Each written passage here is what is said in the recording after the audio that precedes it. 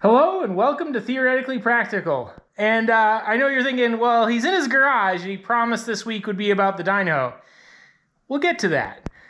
It was supposed to be about the Dynahoe getting moved, but there was a combination of me being a terrible camera person and not filming very well, and the fact that the guy doing the hauling charges $165 an hour. And so my buddy and I were bound and determined to get this thing moved as quick as we could. Which we did a great job of. We didn't hold up the guy. He showed up with the low boy. We'll show a picture of that right here. It kind of gives you a good idea of the scale of the Dynahoe. And we had that thing on and tied down in 15 minutes. And the second he stopped, my buddy and I were on the chain binders. We slapped him off and we were away because we weren't taking 1 minute more than we had to.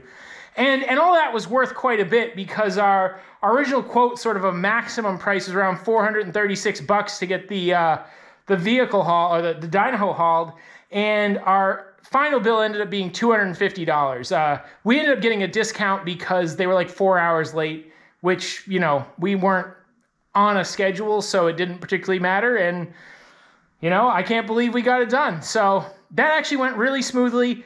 If I have any footage of that, maybe we'll put some in, but I think that all that went really poorly from a footage standpoint, but excellent from a working standpoint. 50 feet away from it just to get it in camera.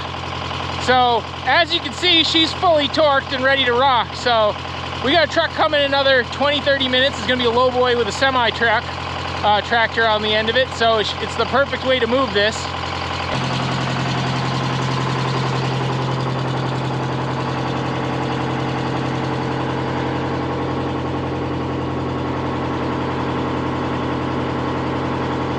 Just for scale, I'm not that tall, but it's huge. All right, guys, well, as you can see, the Dynahoe is in her, well, I won't say final resting place, but in her home for now. You know, she's got a friend to sit next to her. This is my buddy's 1974-ish JCB 3C, which is a big backhoe. And when he got this thing, and it actually does run way better than it looks, which it would almost have to. But this is a much more common sized machine that other people will have seen. When you look at the Dynahoe behind it, it just dwarfs it. And you look at the digger arms. You know, I tried to park them both the same. It's a crazy thing to see. So this Bad Larry will be going up for sale because, you know, other than doing a little site work around here, we're gonna consolidate some of the brush piles, remove some of the stumps and whatnot. Other than that, this is its last job for us. We might also put in a well point because we got to go about 20 foot deep for that, and this will dig 20 foot deep, so it's a good number. So why are we in my garage? Well, what do a vacuum pump, an air tank, and a chocolate milkshake have in common?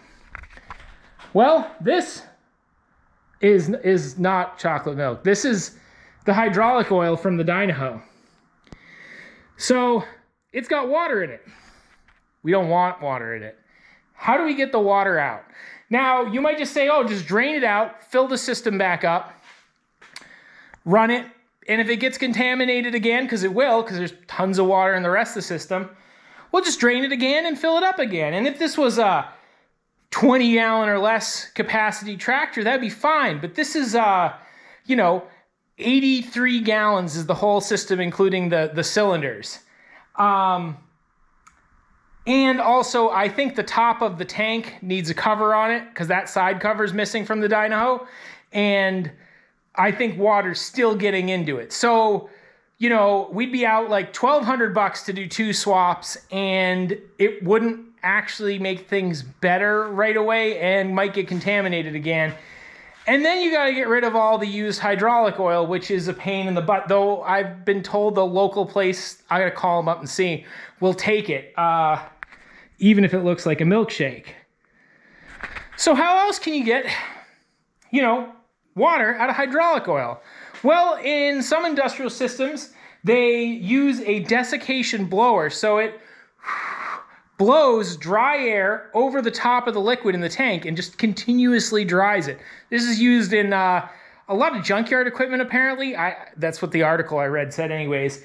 It works, but it's kind of a maintainer. It's not going to clean up this fluid. It's just going to keep it from getting bad in the first place. So that weighs out. What's another way to do it? Well, you can boil it out. But the problem is the boiling point of water is hot enough so that you will damage the hydraulic fluid. But what if the boiling point of water was lower? Well, then you could boil it out. Especially, what if the boiling point of water was room temperature? And you might be saying, well, you can't change the boiling point of water, but you can with a vacuum pump. And we'll probably pop up here a phase chart of water, and you'll see that there's the 3 phases. We're not going to talk about the fancy phases, just the regular 3, a solid, a liquid, and a gas. And they come down, and there's an area where, and it's a graph where one line is pressure and one line is temperature. And there's an area where it's gaseous, there's an area where it's liquid, and there's an area where it's solid. And what that does is that at lower pressure, water boils at a much lower temperature. And at a vacuum, you can boil it at room temperature just about. And that just happened to work out that way with the physics of water, as far as I know. It's just a useful thing you can take advantage of. You can even freeze water at room temperature. And in fact, you can boil water and have it freeze while it's boiling, which is a neat thing. But anyways, I grew up with my mother's a chemist, so I get to play with a lot of toys like that growing up. So yeah, other kids had Transformers, and I had those too. But I also had a vacuum chamber, and I put everything in it because it was cool. So what we're gonna do here is we're gonna hook this 11-gallon steel portable tank to this 2.5 CFM. This is the smaller of the two Harbor Freight vacuum pumps. Looking at the phase chart and the temperature, we don't need the really, really hard vacuum one. This one is plenty. So just for testing, because I don't know if this will work. I don't know if that's going to just kunk or what's going to happen. So just for testing purposes, I'm just going to hook a hose directly from there to the little nubbin off there.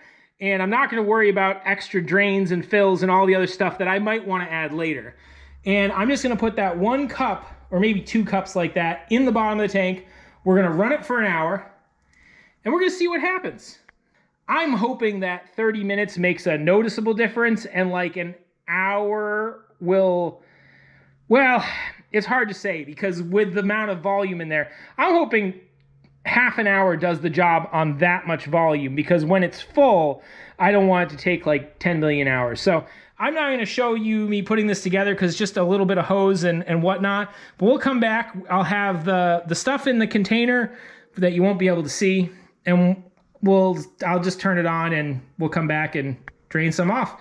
And hopefully we see that it's perfectly clear oil and it's perfectly usable, and this was all not just a waste of time and money, which is always an option, because this is theoretically practical. Hey, it's like the second time I've actually done something that's practical in theory and actually used the namesake that I thought was going to be the premise of every episode. But hey, who knows what's going to happen? It's YouTube.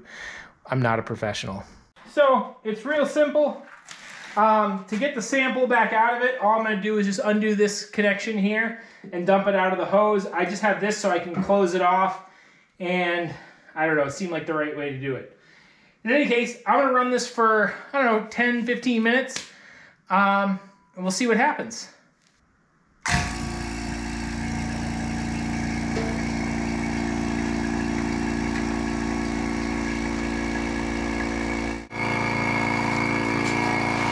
I believe that's water vapor.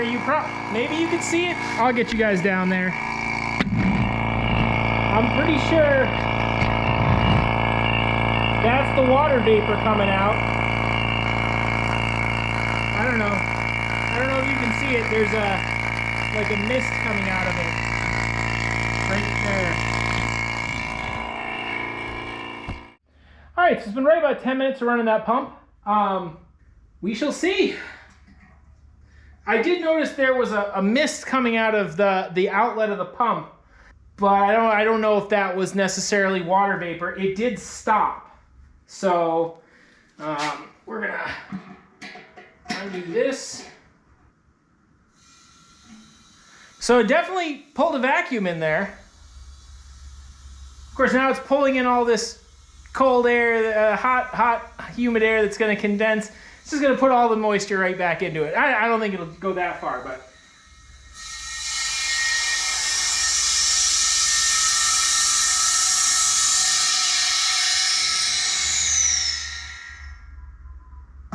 And we know that this thing isn't going to burst under a vacuum, which was not guaranteed.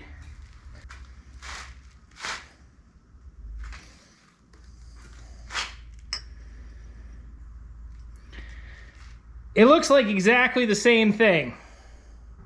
That's disappointing.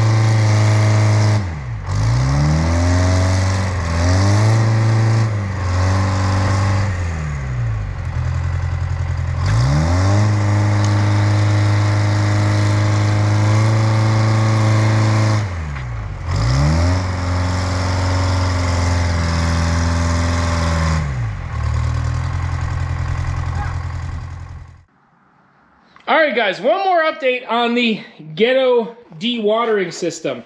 I set it up to run last night and then completely forgot about it. So it ran almost 24 hours, 20-ish, 23 hours. And this is what came out of it. And I know you probably can't see the color difference on, this is the old stuff. So what I did to show myself the color difference is, if you watch, I'll pour a little spot on the top of this bucket and I'll pour a little bit of this stuff on top of it. And you can see how much darker it is. The theory is sound. I haven't put a heater in it, so I expect that's a lot of why it's slow. So what I'm going to do is I'm going to go over to the machine today.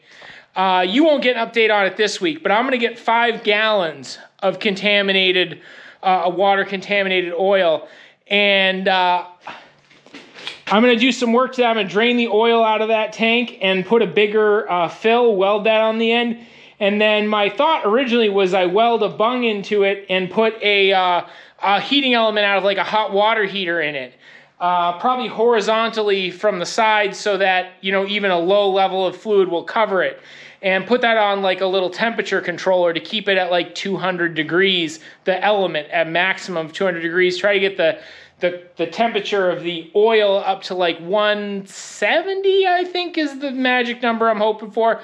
So the theory works. I really think I just need like a proper vacuum pump instead of this cheap crap from Harbor Freight. I think it just doesn't, the amount of flow that it has, you know, it says 3 CFM, but that's at 0 PSI, or, well, 14.7 atmospheric.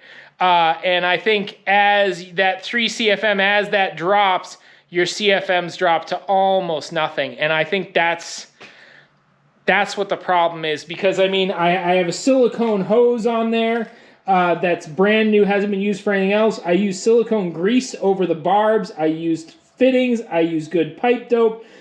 That's one of the reasons why I didn't put any more features in this before I tried it, because I knew it would be almost certainly vacuum tight to begin with, but maybe not later on after I try to make it vacuum tight. So there's something to it. But we're going to go off, run the Dynahoe. We're going to show you some video of that. And then next week is, there's a switch up.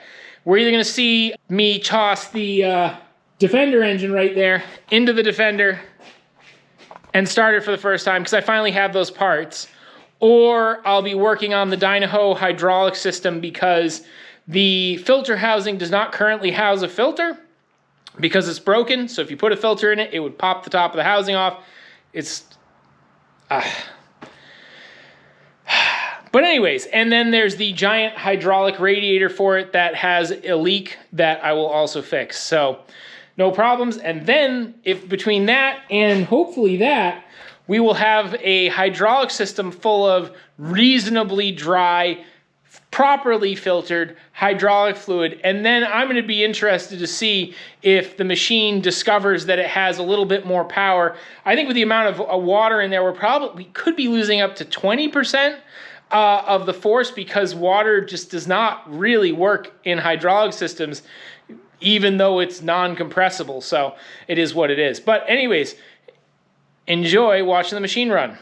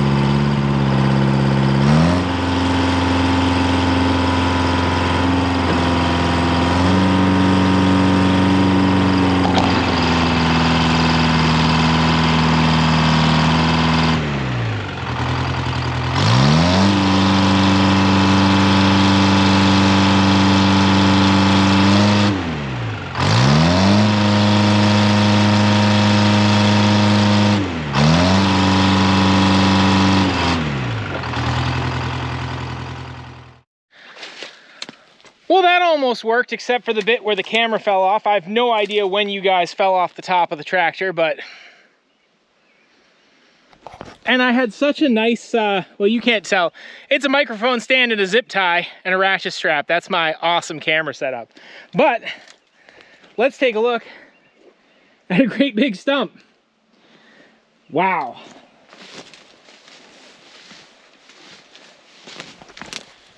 It's big.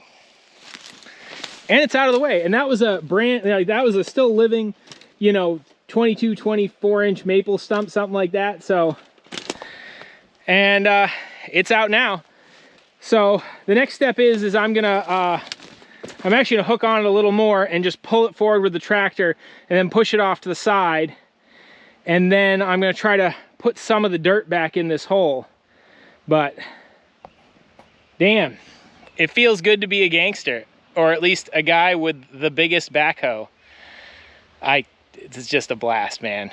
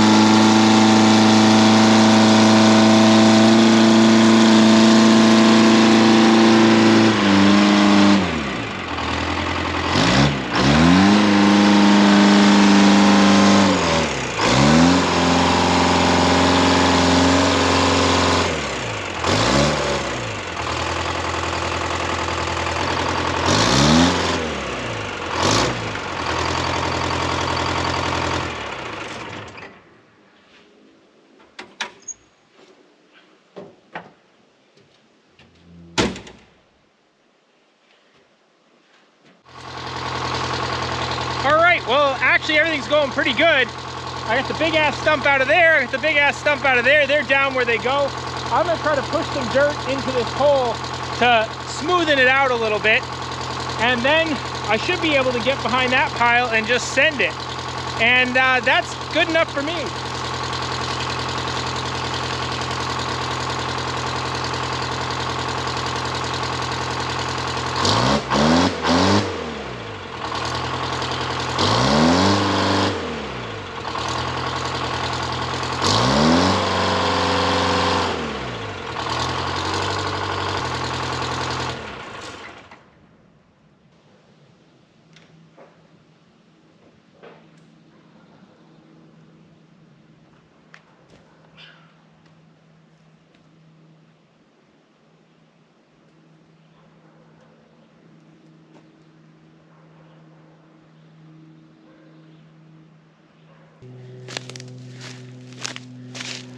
Or not, the pilot controls just decided to shut off. We're gonna go take a look. There is a leak underneath the floorboards, so I'm gonna pull the floorboards out for a while, I guess.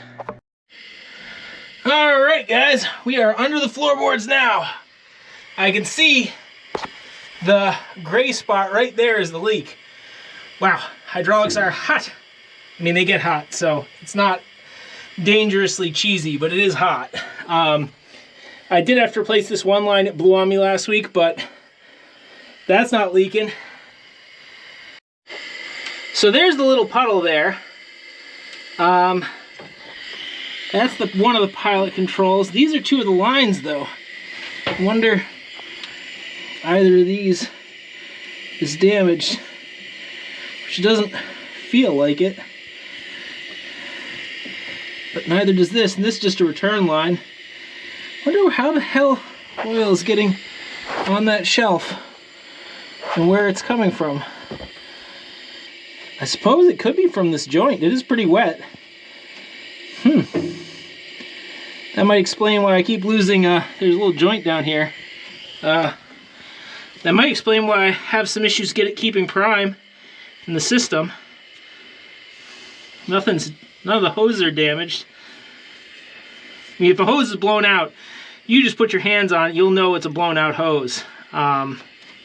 Could be one of these two hard lines packed in schmoo, but I would expect them to spray if they were compromised at all.